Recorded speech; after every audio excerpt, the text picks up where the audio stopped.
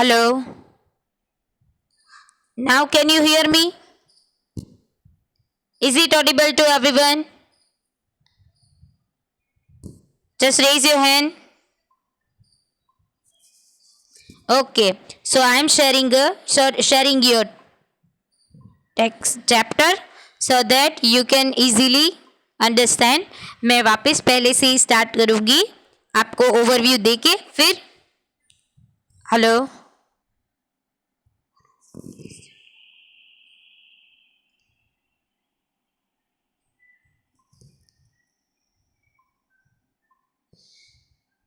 There is second chapter.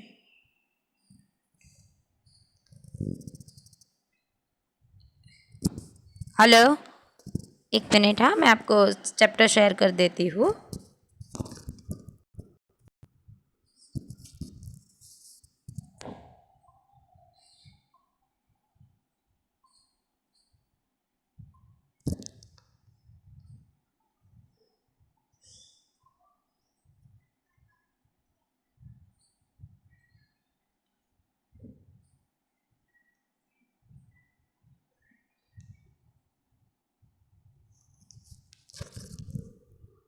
Okay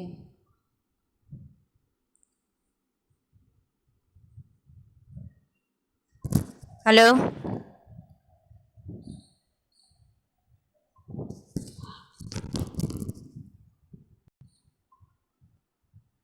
Okay, here we are in chapter 2. What we have studied in chapter 2.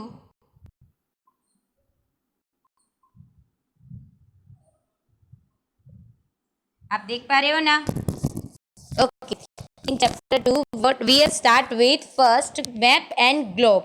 जो map है उसका मैंने आपको बताया था ग्लोब जो है वो अर्थ का स्फेरिकल मॉडल है जबकि मैप जो है आपको अब मेरी आवाज़ आ रही है ना everyone hear me can you hear me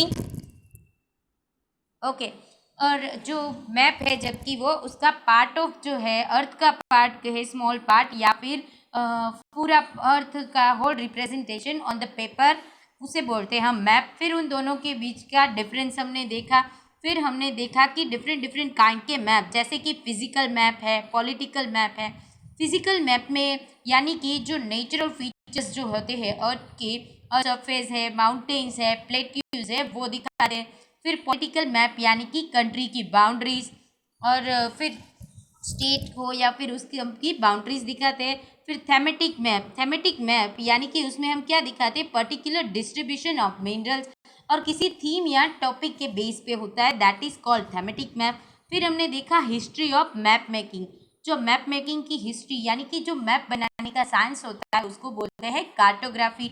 सबसे पहले अर्थ को क्या एक फ्लैट सरफेस माना जाता था पर अर्थ वैसी नहीं है। तो सबसे पहले अर्थ को स्फीयर शेप में बताने वाले कौन थे? टॉलेमी। वही थे जिन्होंने पहले नॉर्थ लाइन मार्क की थी मैप में। फिर हमने देखा कि अलग अलग जो लोग थे कंट्री के लोग वो मैप बनाने के लिए अलग अलग चीज़ों का यूज़ करते थे जैसे कि बेबीलियंस जो थे वो क्ले टैबलेट का यूज़ करते थे जबकि इजिप्टियन एस्किमोज जो है वो इजिप्टियन मेटल टैबलेट और एस्किमोज एनिमल स्किन का। फिर जैसे जैसे वक्त जाता गया वैसे वैसे जो मैप है उसकी एक्यूरेसी आती गई। पहले इतने एक्यूरेट नहीं हुआ करते थे। फिर हमने देखा कि इम्पॉर्टेंट फीचर ऑफ मैप्स उसमें सबसे पहले हमने देखा स्केल। हमें कई बार यही सोचते कि पूरा जो वर्ड है वो तो काफ़ी बड़ा है पर हम उसको छोटे से पेपर में कैसे मेंशन करते हैं with the help of scale. यानी कि जो ग्राउंड का डिस्टेंस है सपोज हम ग्राउंड का 100 किलोमीटर का डिस्टेंस है उसको पेपर के कितने बता देते हैं 1 centimetre that is called scale. और इस स्केल की हेल्प से हम काफ़ी बड़े डिफरेंट फिर बड़े कॉन्टिनेंट हो या कंट्री हो उसका हम छोटे से पेपर पे भी मेंशन कर सकते हैं। फिर इस स्केल की वजह से फाइंडिंग डिस्टेंस स्केल की हेल्प से हमने डिस्टेंस फाइंड करना भी सीखा। इस फिगर में हमने ये डिस्टेंस फाइंड किया था कुणाल के घर से लेके हेल्थ क्लब तक का। ठीक है, कैसे किया था हमने? पहले तो इसमें स्केल दी गई है 0 to 100 यानी कि 1 centimetre is equal to 100 metre. तो हमने ये डिस्टेंस जो है पहले AB मेजर किया, फिर BC, फिर CD, और फिर DG, ये सारा डिस्टेंस मेजर किया। वो कितना था 11.2 सेंटीमीटर। उसको हमने स्केल के साथ, स्केल कितनी हमारी 100 मीटर, इसके साथ हमने मल्टीप्लाई कर दिया तो हमें टोटल डिस्टेंस मिल गया ना। तो हमें फाइंडिंग डिस्टेंस यानी कि मैप में दिया गया distance with the help of scale हम मेजर कर सकते हैं। फिर हमने देखा scale and size of map. जैसे मैंने आपको बताया था कि जो आपकी स्केल की जितनी बड़ी होगी, जितनी बड़ी स्केल होगी उतने मैप उतना ही मतलब हम छोटा कर सकते हैं। अब मैंने आपको ये बताया था with the example of this. हमने क्या किया था, एक स्केल ली जिसमें 1 centimetre is equal to 1 kilometre लिया था, जबकि सेकंड में 1 centimetre is equal to 2 kilometre. So हमने इससे बड़ी स्केल ली यहाँ पे, तो मैप का क्या हो गया, छोटा हो गया। तो ये हमने सीखा। फिर हमने डायरेक्शन देखी थी कि जो कोई भी मैप होता है, मैंने आपको बताया था नॉर्थ लाइन, यानी कि इससे हमें पता चलता है कि नॉर्थ लाइन दी गई है तो ये जो डायरेक्शन है यानी कि अपर पार्ट नॉर्थ है, सेकंड डाउन पार्ट हो गया साउथ, लेफ्ट हो गया वो है वेस्ट, और ये हो गया ईस्ट। ओके, तो डायरेक्शन देखी थी। फिर मैंने आपको बताया था ये वाला पार्ट कि north east south and west, उसके बीच की मीडियल डायरेक्शन भी बताई थी। 4 मेजर डायरेक्शन के साथ साथ इंटरमीडिएट डायरेक्शन, नॉर्थ और वेस्ट के बीच नॉर्थ वेस्ट, नॉर्थ और ईस्ट के बीच नॉर्थ ईस्ट, साउथ और ईस्ट के बीच साउथ ईस्ट, वेस्ट और साउथ के बीच साउथ वेस्ट। और इसकी हेल्प से हमने फाइंडिंग द डायरेक्शन ये भी सीखा था कि ए पॉइंट है, मैंने आपको ये बताया था ए पॉइंट है, उसके रिस्पेक्ट टू बी की डायरेक्शन कैसे फाइंड करते हैं।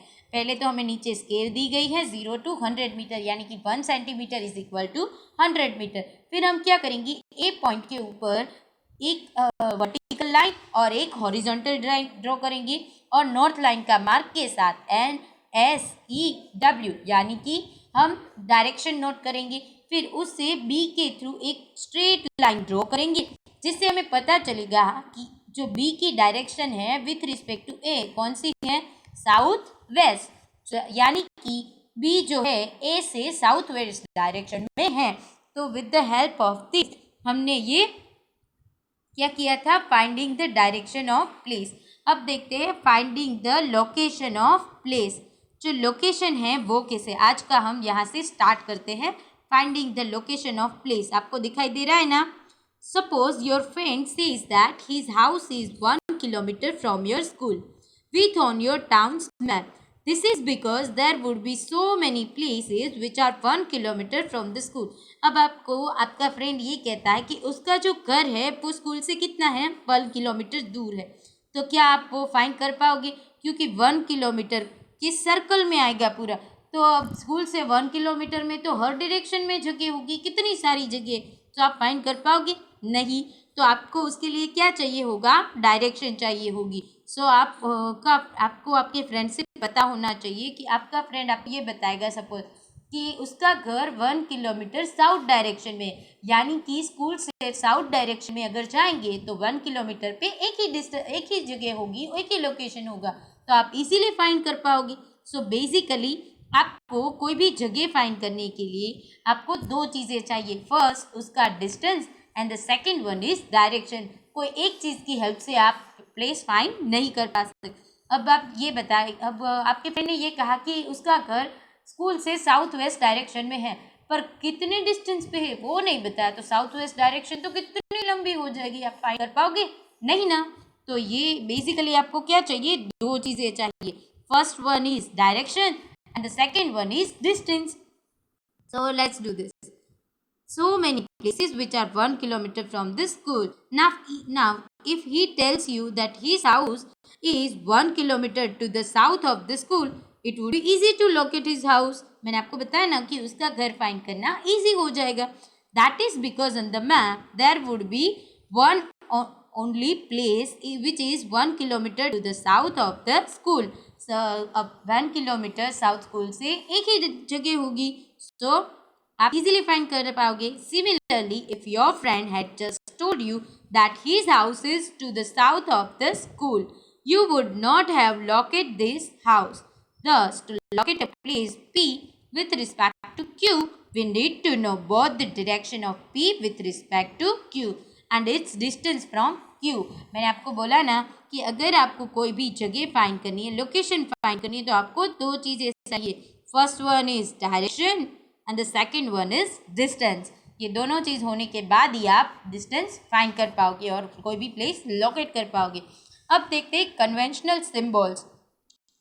क्या होता है कि कई बार ऐसी चीज़ें होती है जैसे कि बिल्डिंग्स है, विलेज है, पोस्ट ऑफिस है, पुलिस स्टेशन है, तो ये बड़ी बड़ी चीज़ें हैं, तो उसकी साइज़ भी इतनी बड़ी होगी, तो वो मैप में लोकेट करना कितना टिपिकल होगा। अब देखो रिवर है, कोई भी रिवर, तो उसकी कितनी लंबी होगी, एक स्टेट से लेके दूसरे स्टेट। अब हमारी तापी को ही देख लो, मध्य प्रदेश से निकलती है, फिर महाराष्ट्र में होके, फिर गुजरात में आके, सूरत पे जाके, फिर जाके वो अरब सागर यानी कि हमारे अरेबियन ओशन को मिलती है। तो इतना सारा हम एक जगह पे कैसे मेंशन कर पाएंगे? तो उसके लिए कुछ सिंबल्स लिए जाते हैं जो यूनिवर्सली एक्सेप्ट किए जाते हैं। यूनिवर्सली यानी कि इंटरनेशनली एग्री किए जाते हैं कि अगर रिवर का ये सिंबल है तो हर जगह रिवर का यही सिंबल यूज़ किया जाएगा। इसे कहते हैं कन्वेंशनल सिंबल, और ये इसीलिए यूज़ होते हैं ताकि बड़ी बड़ी चीज़ें जो है आप इजीली मैप में मेंशन कर पाओ। Okay, so you have learned that maps show various features. It is impossible to show the actual shape and size of tree, building, village, etc. in a map because of limited space. हमारे पास map में काफ़ी limited space होती है, तो इन सब के actual shape और size हम मेंशन नहीं कर पाते.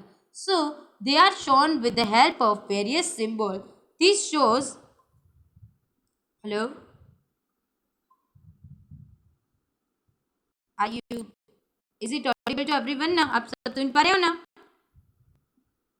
Okay. और these symbols not only make it easier to draw maps but also to read them. और इससे हमें मैप ड्रॉ करने में और रीड करने में भी आसानी होगी. If different people use different symbol to draw maps, it would be difficult to understand each other's map. अब आप अलग अलग लोग अलग अलग सिंबल यूज करेंगे तो हमें कैसे पता चलेगा कि वो कौन सी चीज़ मेंशन करना चाहता है? तो क्या किया गया, इंटरनेशनली हर एक सिंबल को एग्रीमेंट करके एक्सेप्ट किया गया. So people all over the world use the same set of symbol and that is international agreement on this symbol.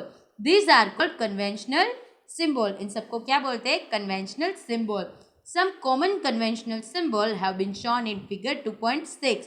आपको यहाँ पे देखो ये जो कॉमन कन्वेंशनल सिंबल्स है वो दिए गए हैं, तो आपको ये अपनी बुक में मेंशन करने हैं. जब मैं आपको एक्सरसाइज दूँ तो उस एक्सरसाइज के साथ साथ आपको ये सारे सिंबल ड्रॉ करने हैं और लिखने हैं अपनी बुक में. Okay, so come back to the point. The map is in figure 2.7 shown a small town and its surrounding areas. Now you can apply various tools like scale, the north line and conventional symbol to study this map. You can find the total length and breadth of the area shown in the map. What are the features that can be seen in the map? अब आप देखो ये जो map दिया गया है आपका figure में, नेक्स्ट फिगर में, इसमें आपको सिर्फ क्या किया गया, कन्वेंशनल सिंबल यूज किए गए जैसे कि PS है, PO है, ये रिवर वाला है, और साथ ही साथ स्केल दी गई है, और दूसरा ये नॉर्थ लाइन. मतलब अब तक हमने जो मैप के फीचर देखे वो सारे इसमें मेंशन किए गए हैं. ओके, सो इसकी हेल्प से आप डिस्टेंस फाइंड कर सकते हो, आपको पता चल सकता है कहाँ पे क्या है, और आप अलग अलग फीचर की हेल्प से आप मैप रीड करना सीख गए हो with the help of different feature like scale and conventional symbol. अब मैंने आपको बताया था कि स्केच प्लान और आप लास्ट में देखेंगे स्केच प्लान और मैप जो है उसका डिफरेंस. अब फर्स्ट ऑफ ऑल स्केच क्या होता है?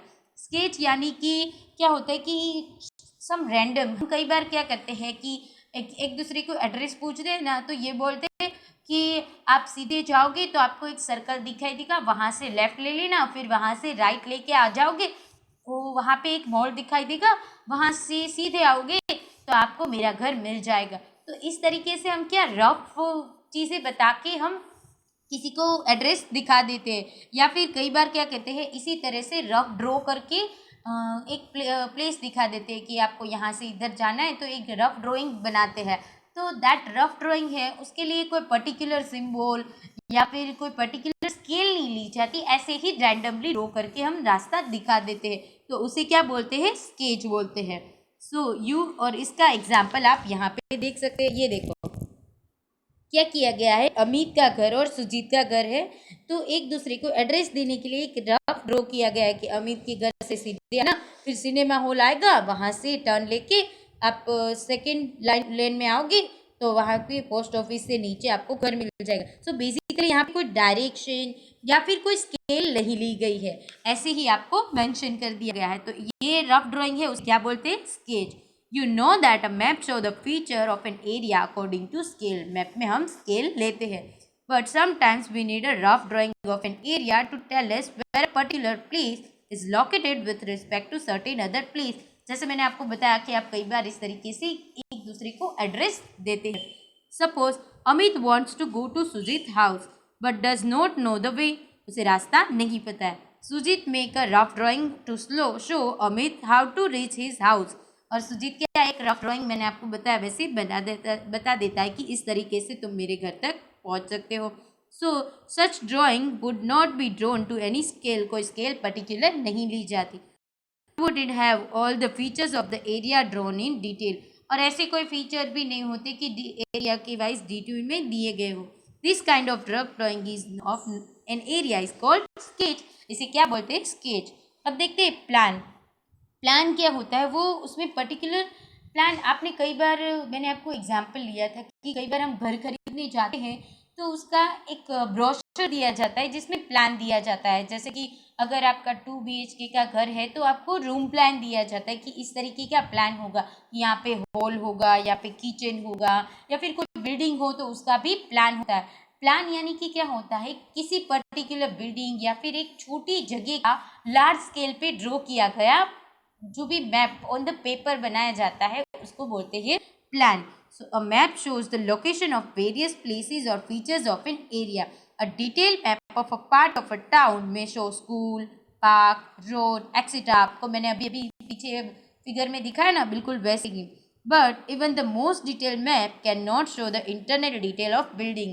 अब कितना भी डिटेल में मैप जाओ तो उसमें बिल्डिंग के अंदर की डिटेल तो नहीं दिखाई दी जाएगी। तो उसके लिए क्या चाहिए, plan. Sometimes we need to know the details of a particular building or of a room in a building at such time. We refer to different drawing known as a plan.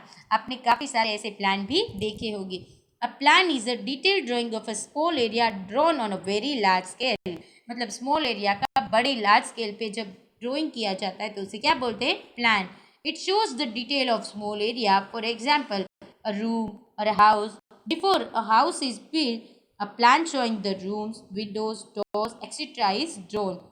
जब भी घर बनाया जाता है तो घर से पहले आपको इस तरीके का एक प्लान दिया जाता है जिसमें बताया जाता है कहाँ हॉल होगा, यहाँ पर क्या चीज़ होगी ये।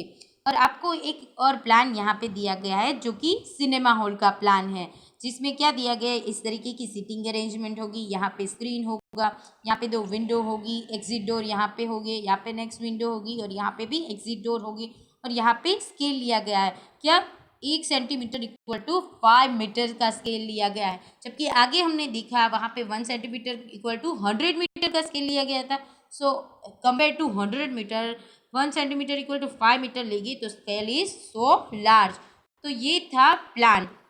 अब देखिए मैप, स्केच एंड प्लान। अब आपको मैंने जब ये तीनों समझाए तभी बताया गया कि सबसे बड़ा अगर कोई डिफरेंस है इन तीनों में तो वो है स्केल। अब देखते हैं plan, map and sketch are like one respect, मतलब एक दूसरे के इक्वली लगते हैं हमें पर डिफरेंट है।